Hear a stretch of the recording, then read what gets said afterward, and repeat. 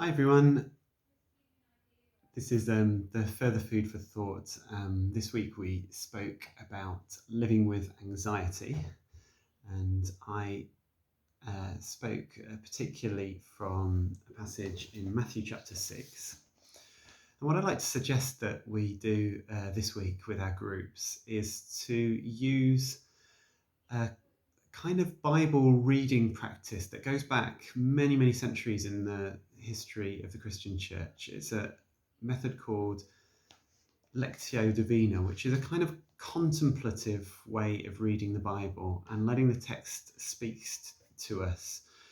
The idea of Lectio Divina is not to get into a Bible study per se, where we dissect things and think of it as an intellectual exercise, but to take a bit more time to listen to the text and let it speak into our hearts, speak into our situations, and just allow the Holy Spirit to take the words and make them real to us. So this is what I'm going to suggest we do. It involves 3 different readings of the passage, and each time there'll be an opportunity to pause. I'm just going to talk you briefly through how we're going to do it. So the first thing we want to do is just to take a moment as a group to settle ourselves down and to pray that God will speak to our hearts. That'll be the first thing to do. Then we'll do a first reading of the passage. So the passage is going to be Matthew chapter 6, verses 25 to 34. Matthew 6, 25 to 34. So this first reading, we're going to get one person from the group just to read the passage aloud. And the idea is to read it pretty slowly and to just allow the passage to speak. Maybe it's only one word or one phrase, one passage that touches our hearts. So each person in the group is going to just listen out. What's the key expression that attracts you and that God is speaking to you?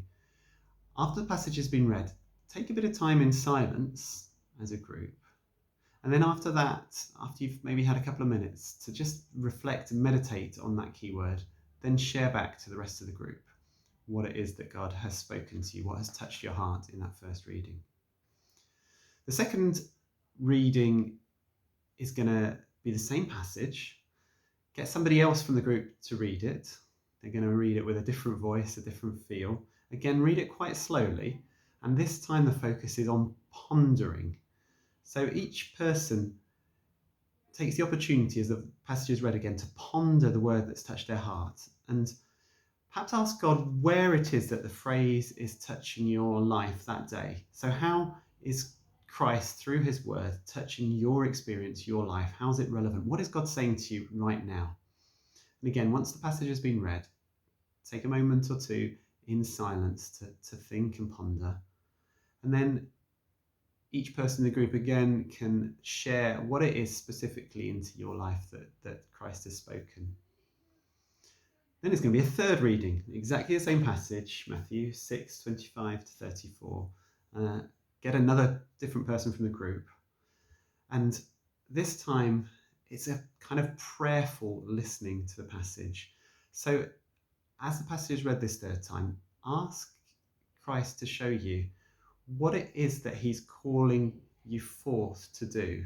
Are there some things that you need to consider, either take on or lay down as a result of what God has been saying to you through the word or the phrase that's been speaking to you? What specifically today, this week, is God calling you to?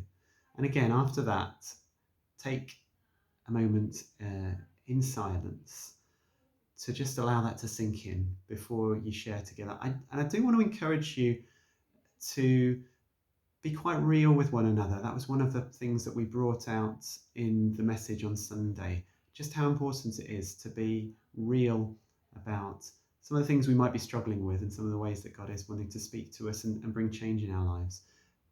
Once you've done that, you might want to break into smaller groups and just pray for one another out of what God has said.